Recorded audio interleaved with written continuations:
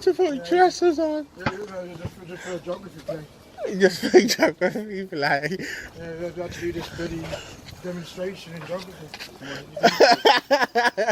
What did you do? He had to wear a dress. Listen to him. Yeah. What did you do? What? I can't remember now, but I remember that I was just the grandma, we were just doing stuff outdoors. That's the rest of the class. And I was just being an idiot in a dress. It says warning there. Good beach though. Nice sand. Well, it looked like you might sink in that. Yeah. Person going 200 metres and beyond are in danger of being stranded by incoming tides. Yeah, incoming tides from like the sea.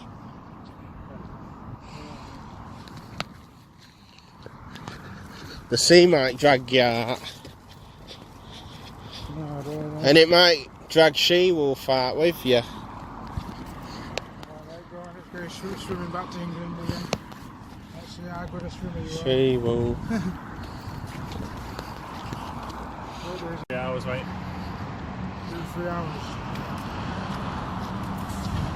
So she's not that bad, Wow. mate. Legs, I was expecting to see loads of girls on there with bikinis.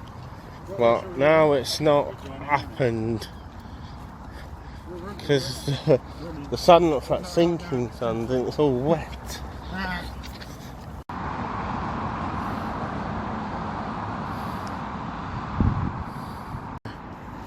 Sounds like you've got a picture there on the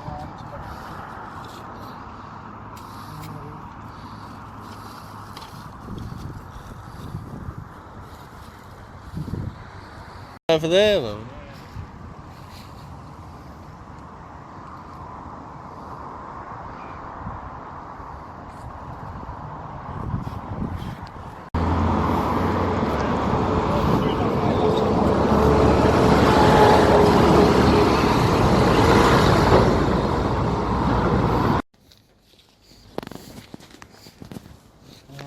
made it in time. Yeah. You sure did.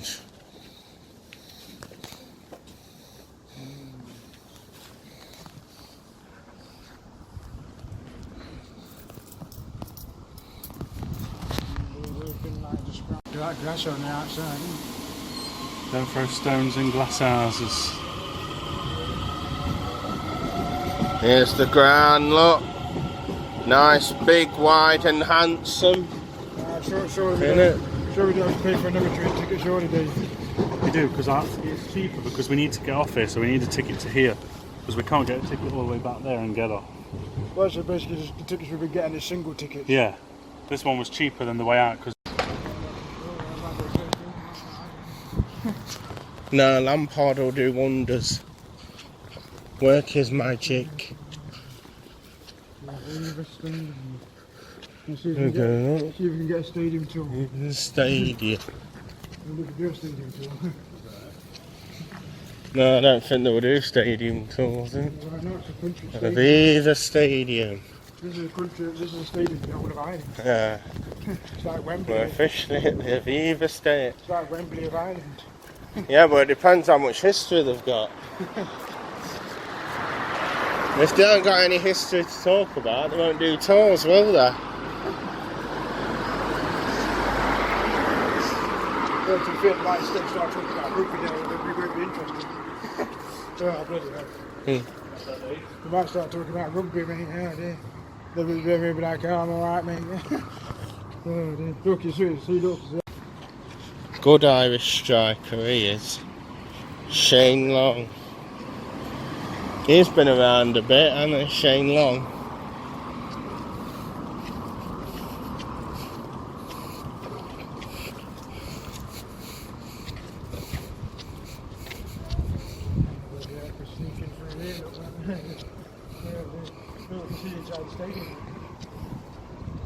Yeah.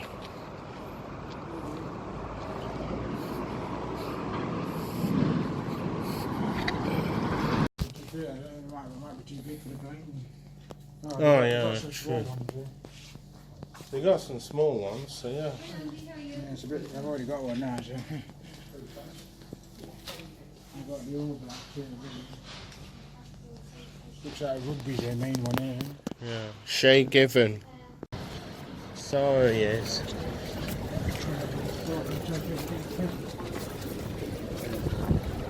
Well, look how good of a team Juventus is. And look who you've got in the team. Cristiano Ronaldo. Oh, here we go. See, you got Aaron Ramsey Aaron Ramsey what? in the Juventus team, don't you?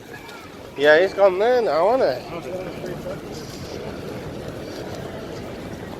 What's his name? Dybala, has he gone anywhere? No, he's staying at Juventus.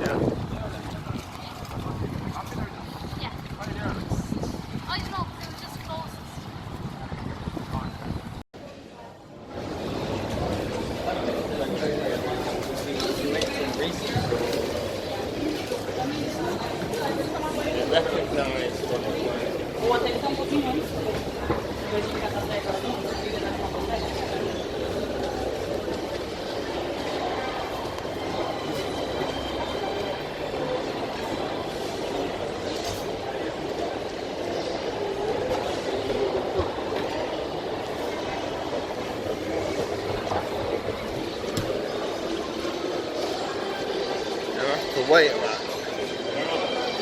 He's all the way back there, isn't he? Bloody hell, massive shopping centre.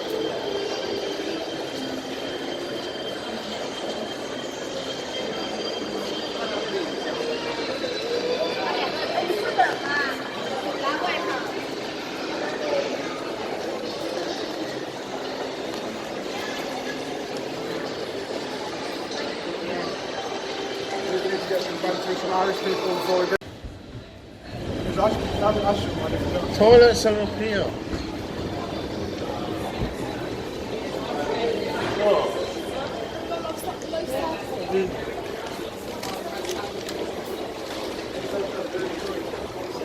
Upstairs, see?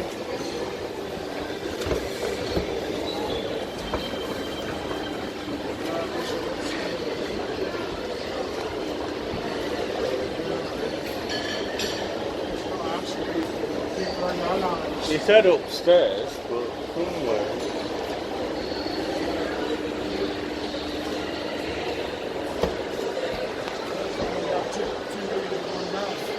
Not 2 years, so we have this one twice as much as we.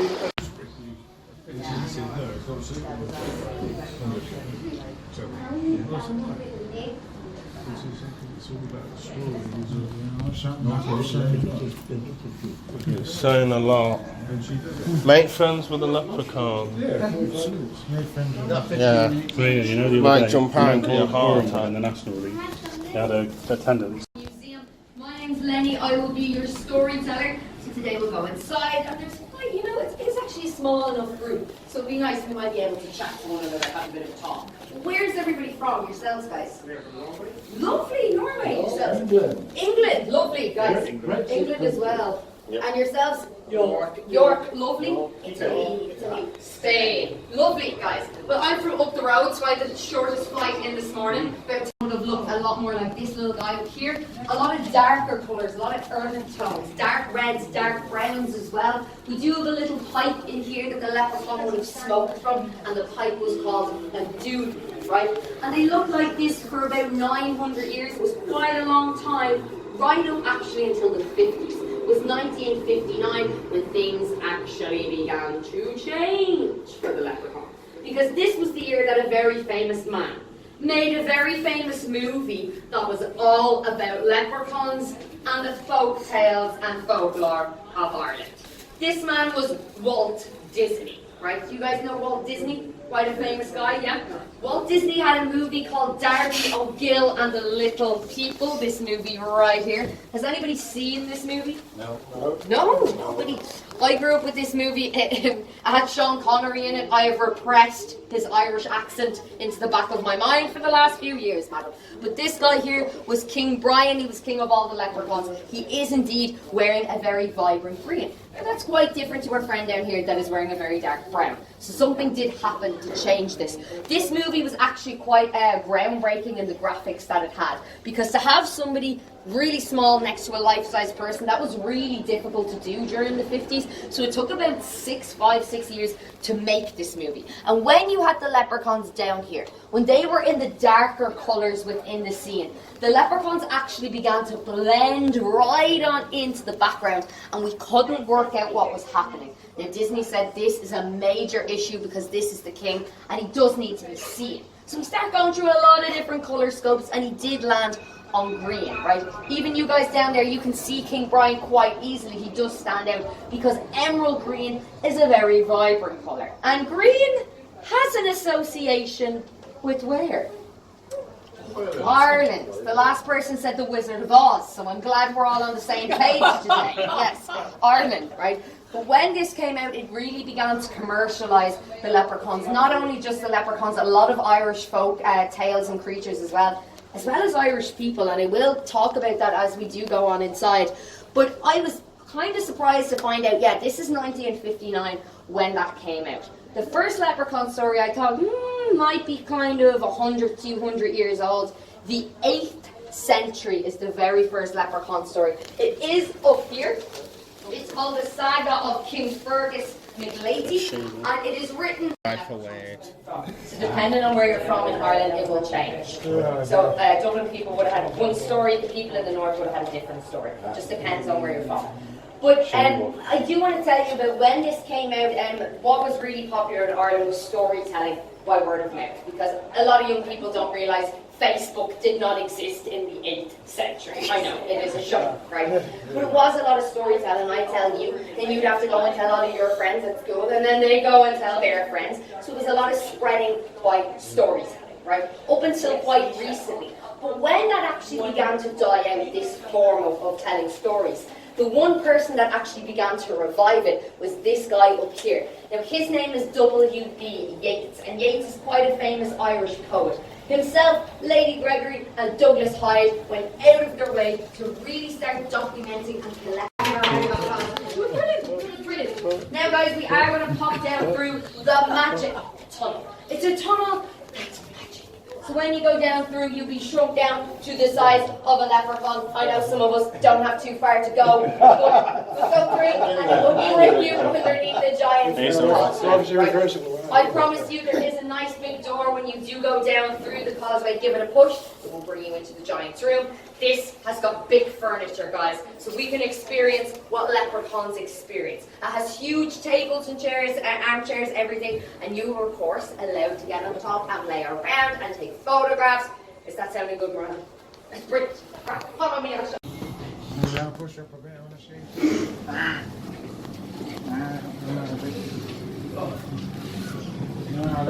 Watch out for the leprechauns.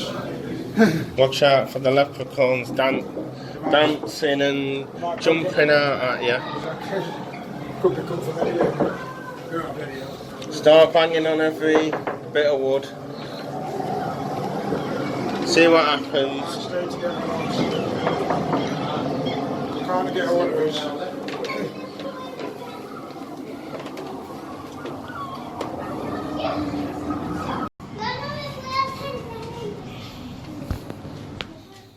Andrew, get on that seat.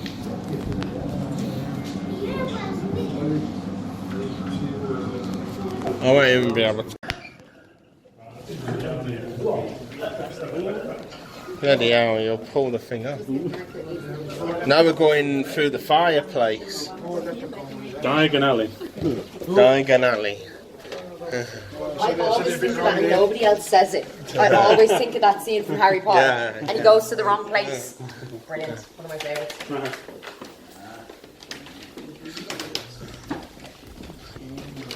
It will light up and it's going to mention a lot more of the myths, the legends and where the creatures come from. It's actually a really good source of information because there's a lot of unusual places that people haven't heard of in Ireland. They're not going to be on every single map out there. It is quite unique. Now we will ask for those of you that like taking photos, that's 100% fine, but just for this room to pop your flash off, just while the projector is actually doing its job. You guys enjoy. This is Ireland, island of myths and legends. Our stories, rooted in reality and steeped in fantasy, stretch back thousands of years, where history and mythology combine. Real plates, our stories grow richer. On the great rocky plain of Moytira, the bright otherworld people called Tuatha Dé Danann fought a battle with their sinister foes, the Fomorra, at the beginning of history. There, Lugh, handsome young champion of the Tuatha Dé, led his army to victory. Loch Derivara in Westmeath is the location for one of the more famous of the stories, the Children of Lir. This concerns a local otherworld king called Lir, whose 4 children, A, Fiachra, Con and Fionnuala, are turned to swans by their wicked stepmother Aoife, and are doomed to spend 300 years on Loch Derivara, 300 years on the Sea of Moyle between Ireland What I might do, right, is I know that there is a lot going on there. That's a lot of information. We're not going to get through everything. So what I like to do is kind of look at the group that we have here today, right? What our group, what we want to cover. I would love to talk a lot more about the Banshees. As I've just said, she is my favourite character, or my favourite creature of all time. As well, I think the Merrow folk, they're quite unique. They're a little bit different as well. We might chat about them as we do go along. But I would love to tell you a little bit more just about where storytelling comes from in Ireland. Because we do have a huge tradition for many, many years of professional storytellers. They were pretty interesting folk as well. And they actually did quite a lot for them. The spreading of folklore throughout Ireland. So we're just going to go into the cottage for a few minutes, just 2 or 3 minutes. So, if you want to follow me, we can keep coming in. Bed lining. Go on, then your bed's made. That looks like your cot, mate. That's your cot. That's his cot. So, this is actually quite accurate. I do like bringing people in here because it really does show where people in Ireland lived and listened to the stories for quite a long time. It would have been a really small cabin or cottage like this. And now the stories, they weren't told by me. They weren't told by any of you guys. They were told by a person called a Shanachie, right? And a Shanachie were quite interesting folk. I think I would have actually really liked to have been a Shanachie because you got to wander around Ireland. You got to hear about lots of people's stories, where people were from. But on the other hand, you did have to wander around Ireland, right? I know Ireland is known for beautiful and tropical weather, right? I know we have that down to a T in Ireland. But realistically, if the Shanachie came to the town, we didn't like the stories. They would be forced to be kicked out of that house. They'd have to walk miles and miles down the country roads to the next town at the middle of the night in the lashings of rain, right? So the stories, they had to be good because this truly was one of the only forms of entertainment people had at that time, right? So they were known to tell different stories, but one story in particular that they were very famous for telling, right? So you know when you go to the pub with your friends, right? And there's always that one friend, every Friday night, they're going to tell you the same story you've been hearing for the last 10 years, right? This is what I'm talking about. One story that they were very famous for telling, and it really didn't matter if it was like a love story, if it was a tragedy. The context of the story wasn't actually the most important. What mattered was the link that the stories shared together. Because every Irish story is severely depressing, right? That's every Irish story ever, right? No, it truly is. Because do you know when you go and see a movie nowadays, and it's normally like a kid's movie or something, you will hear, I guarantee, this phrase. And then they all lived happily ever after. Right? A lot of people know that. Do people know that phrase? Yeah, yeah. Ireland had a very famous phrase that people don't know of, which was, and then they all died. Yes, that is how we tell the stories in Ireland, right? But basically, they wanted to spice the stories up, the Shanakees. They wanted there to be a comic element for themselves and for everybody else to enjoy. So they did this by using a character. They did it by looking back at who could be easily warped into being a comic character. Well, we know from modern times, the leprechaun, that has been done quite well to him. That's exactly what the Shanakees did. And I'm going to talk about the modern and the traditional version of the leprechaun because I personally think traditional stories, they're always better. The remake is never the same as the original movie, ever, right? But there is one place I'm going to take you. Where does the leprechaun keep his pot of gold? Does anybody know? At the end of the rainbow. Well done. We're going to go through the rainbow, and there's one thing you need to do for me. You need to pop... Oh, there it is. Pot of gold? Leprechaun's pot of gold, is it? Yeah. Yep. Or as a little girl said the other day, the golden KFC, which I thought was the best response I ever got, which was beautiful. But we do have a pot of gold here, and there is a very old association with leprechauns and with pots of gold. And it is rooted in the traditional stories, because the leprechaun was indeed set to work. And he would be paid not only in gold, but it was silvers and bronzes as well. They would be paid in anything that was quite a precious material, you might say, right? Now, the job that they did that a lot of people don't know is actually shoemaking, right? It was cobbling. That was the leprechaun's job. And he did only make shoes for a specific group of people called the Sidhe, right? And Sidhe comes from an old Irish word that meant Shifra. And Shifra is a fairy fort. So the fairies of Ireland. We're loved to have a bit of a dance, a bit of a ceilidh, right? And what would they be doing? They would be wearing the soles of the shoes out all the time, and the leprechaun would come and he would replace them soles, right? But we know the leprechaun from Darby O'Gill from Lucky Charms in modern times as being quite a nice man, a pleasant guy that does grant wishes when you find him. In Ireland, traditionally, never existed. He was a very sinister character. He was a very serious man. And above all, he was very, very violent. That was the leprechaun's demeanour, right? To be quite violent and very manipulative of anybody that would actually cross his path. The leprechaun granting 3 wishes, that is very much an Americanized version of him that never truly existed. I know, I'm breaking hearts, guys, but it didn't. Do you remember I mentioned the King Fergus story, the first leprechaun story? That story did tell us that he did find 3 leprechauns, and 3 leprechauns did only give him 1 wish. So the three wishes was never really a thing. But the origins of him is actually, we were kind of touching on that for a second there inside. The word itself, leprechaun, it comes from an old Irish word that meant lúcorpán. And lúcorpán meant a person that had little body or little stature, right?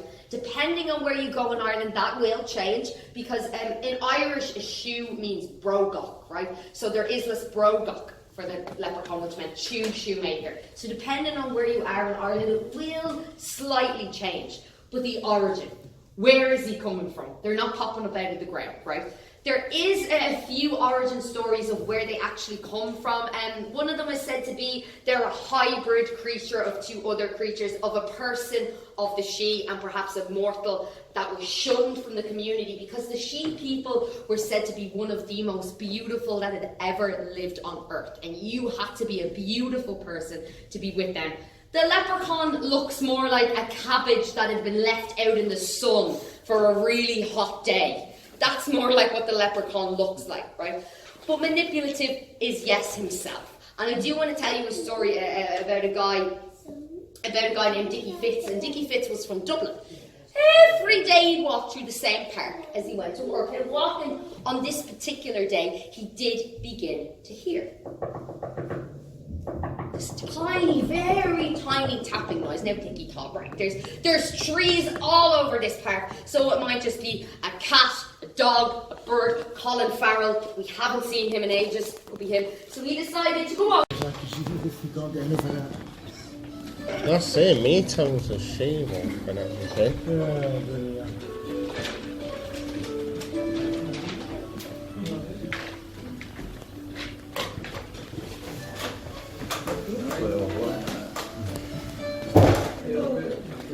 I'm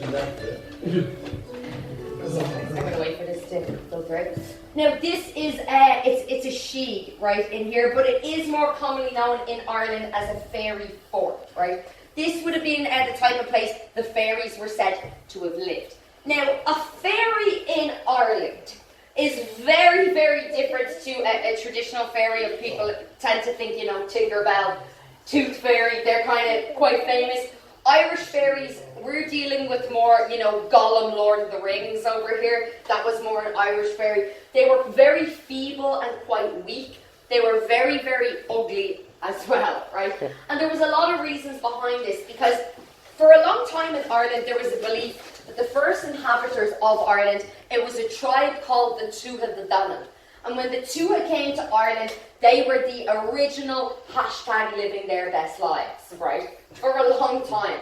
Till humans do what humans do best, which is to go to a place, steal everything from there, and then ask the people that live there to leave, right? We're great at doing that altogether. That's essentially what we did. We did take the land, and the Tuatha were forced deep underneath the ground into the other world. So you've probably seen a lot of movies talks about the other world, the underbelly. That's what it's referring to, right?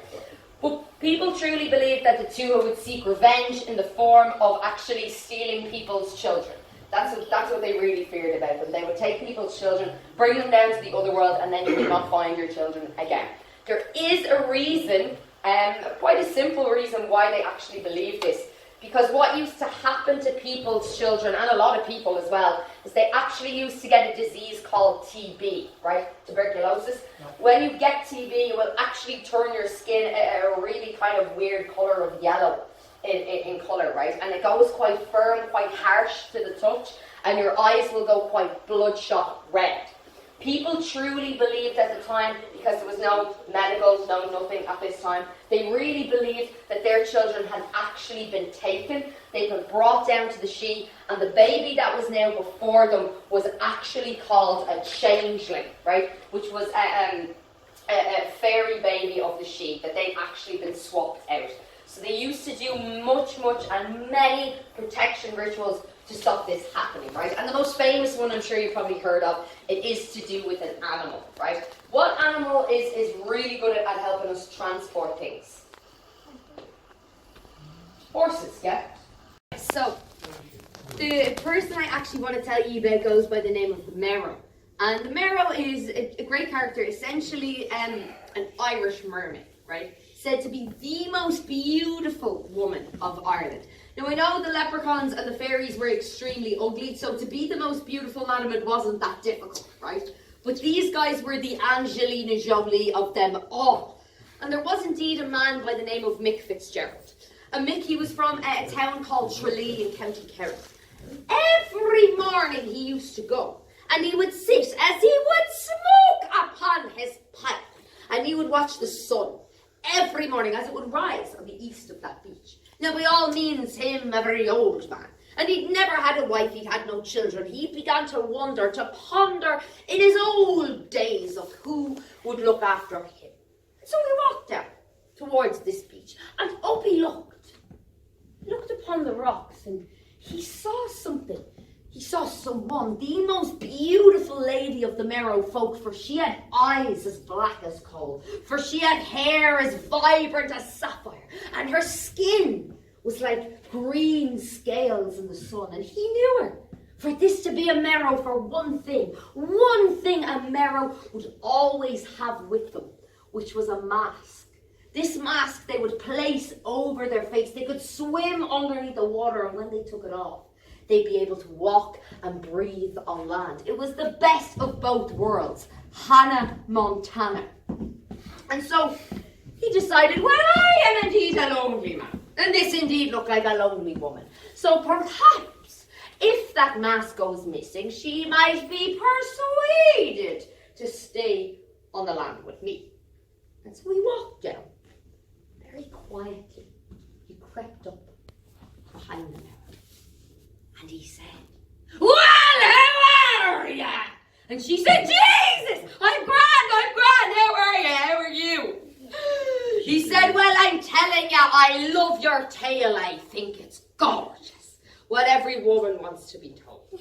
And so before long, he didn't know what to be saying to her, and my God, she did not know what to be saying to him. So the conversation, well, it went dry. But Uppy managed to snatch that cap as he walked away, and Merrow, she began to look for the cap, for she could now no longer find it, and she began to panic, she began to cry.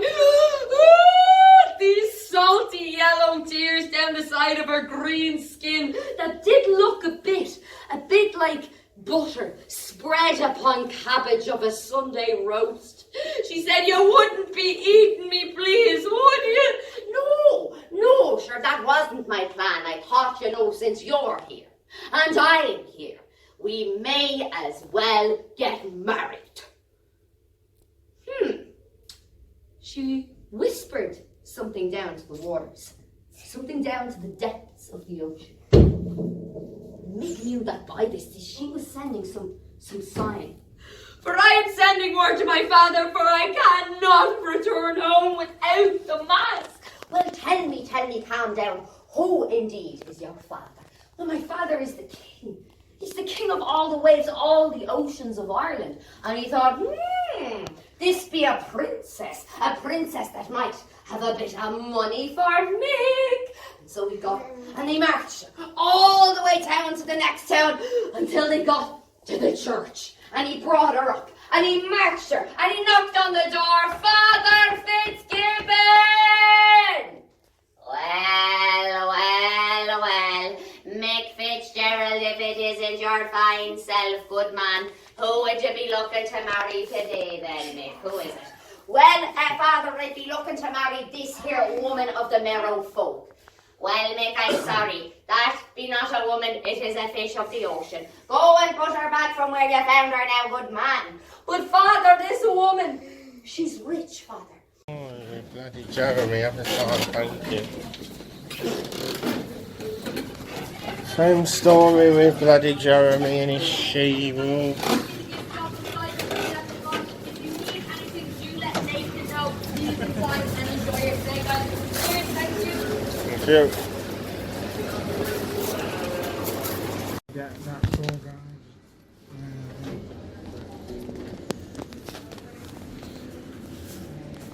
On the way in, there's a little door on the floor.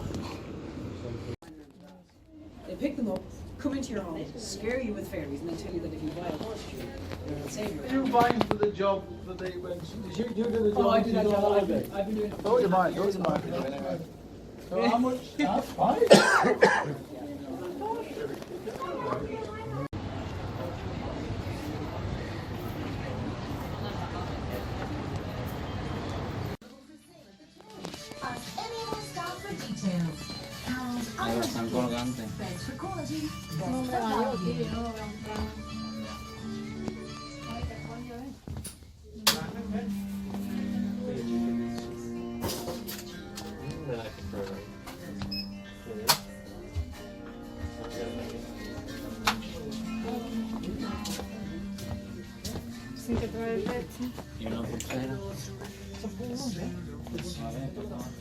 From the sweet town of Derry, for Australia bound, all round the marks of our fetters we carried in the rusty iron chair.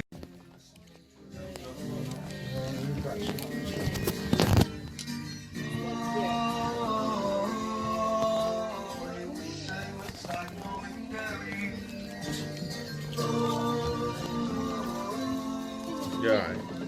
Would you like a bag? Yes, please.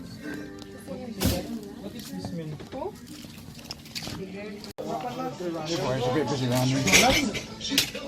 Never do it that way.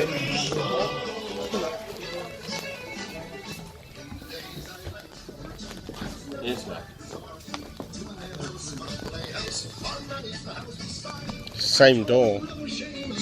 Is it? Oh.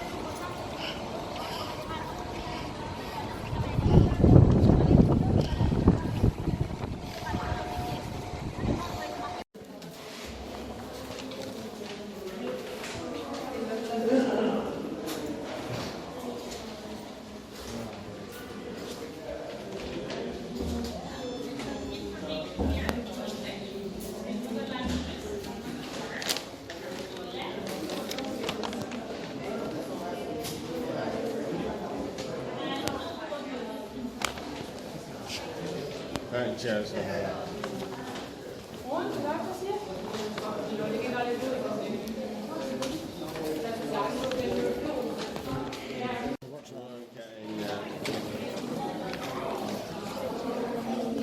No, just under the green.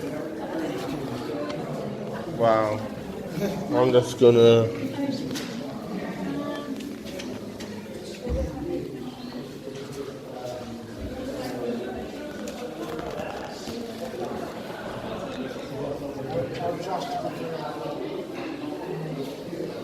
Wow, see. The next one's photos.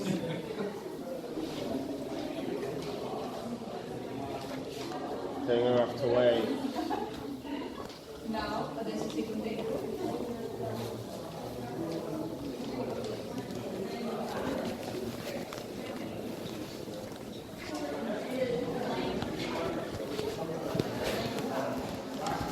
No, next one's at 4 o'clock. Then you got 4:15.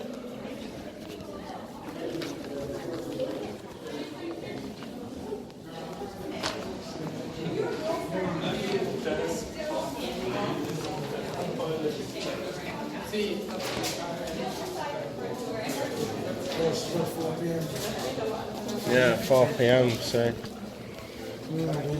well, you're not gonna. Oh yeah. You have to make the decision now.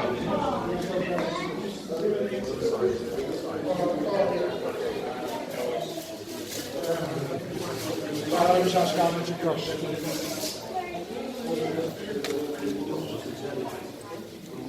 Oh.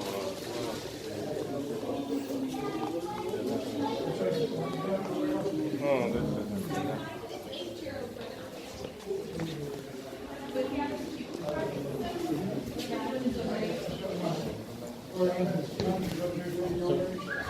Can do, come on.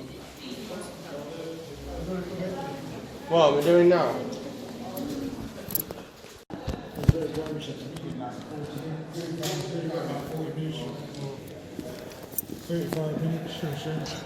Yeah. So we finally got in, but we're doing a self-guided tour. The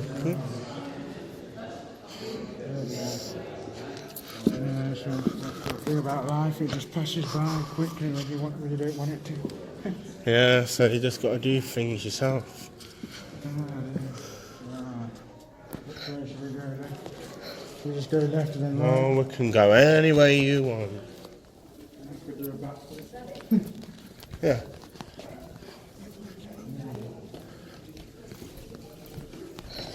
Which way you want.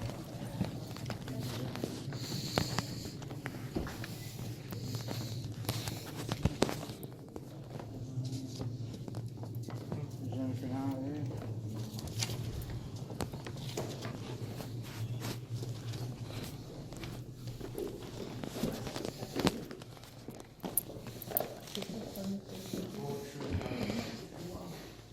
Which one takes you?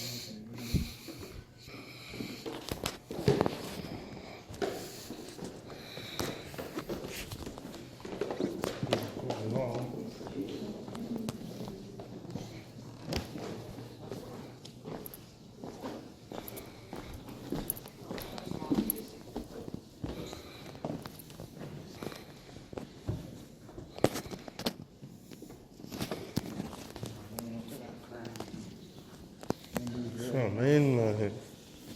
Look at that car.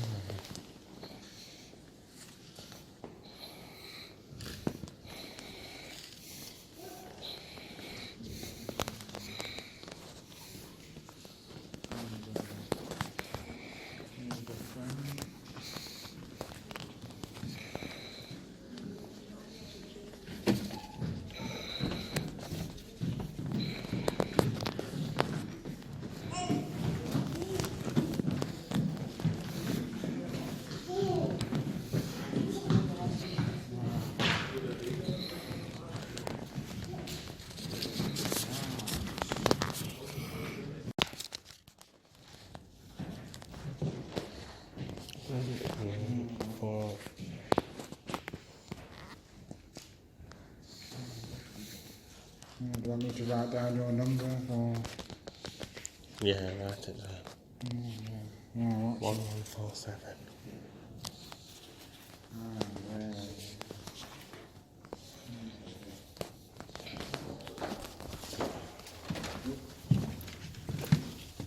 You ready?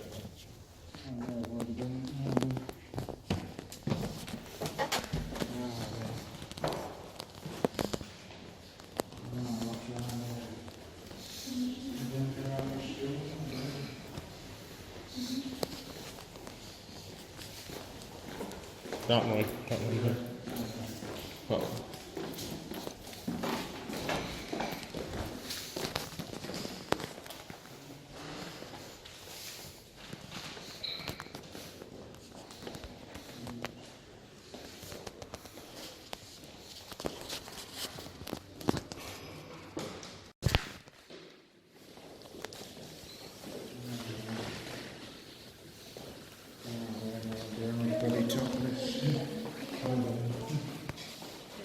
That's a lot.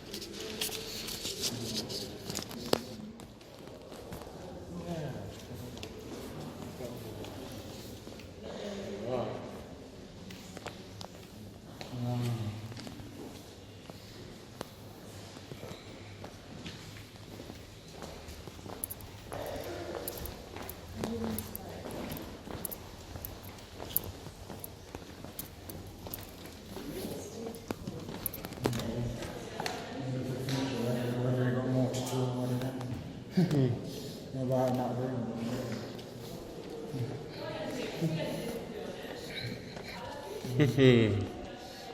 got my bed my chair. The bedroom. This is the bedroom. I've got a small bed, such a big room. Yeah. It's a blue room that way. Oh yeah. Yeah, it is the blue room. You didn't really look at this room properly.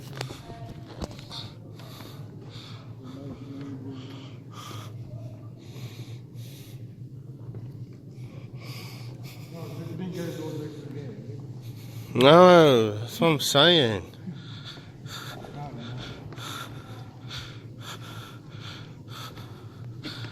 We didn't go all the way through there. We have to get our eggs over it. See? We didn't come through here, did we?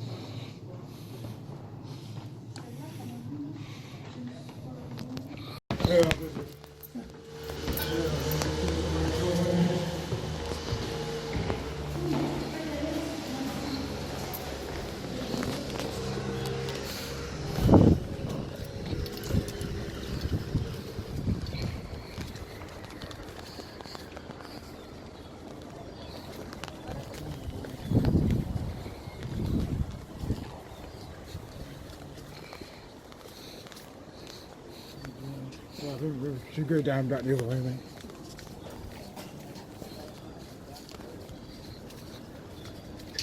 Yeah.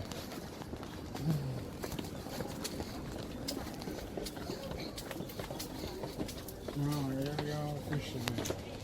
Good, it's still not raining, thank goodness. It bloody started spitting.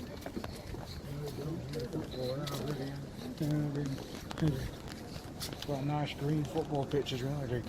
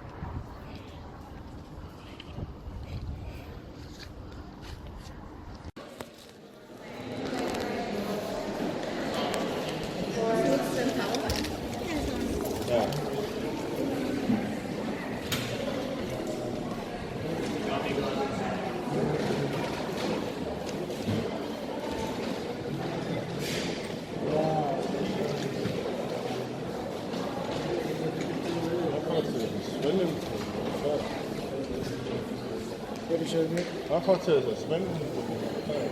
Yeah, I'm not sure what the look of it. With all these locker rooms. Yeah, just.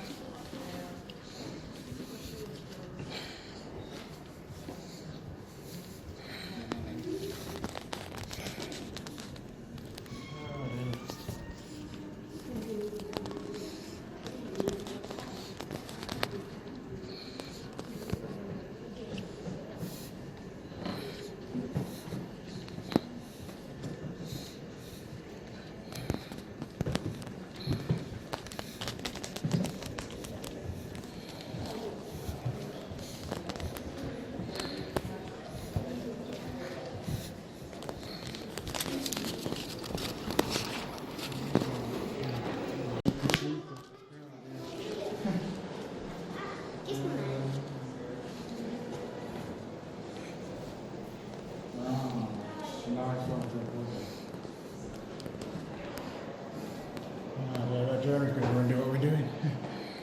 Oh, dear. We've got to get our 8 euros very fast. Yeah, Oh, dear. definitely got to get 8 euros. We've spent a bit too long in that gift shop. Oh, well. Oh, dear.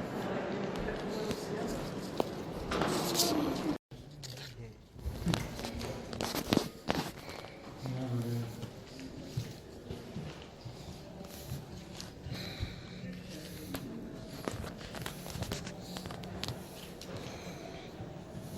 That's about it.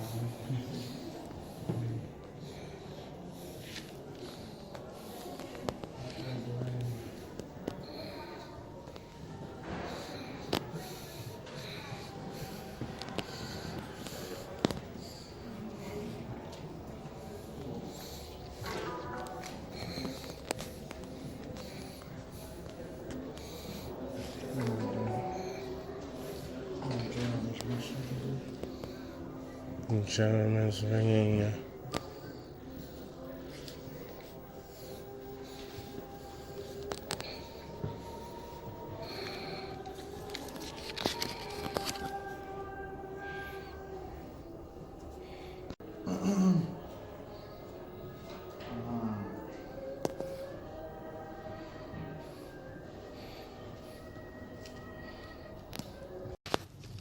Oh, that was a good tour, wasn't it? Yeah, it wasn't too bad. Good self-guided tour. Doors, We got to see everything. Those sheets.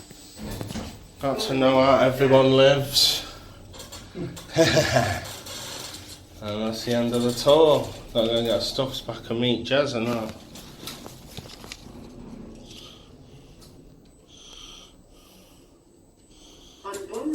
And door is opening.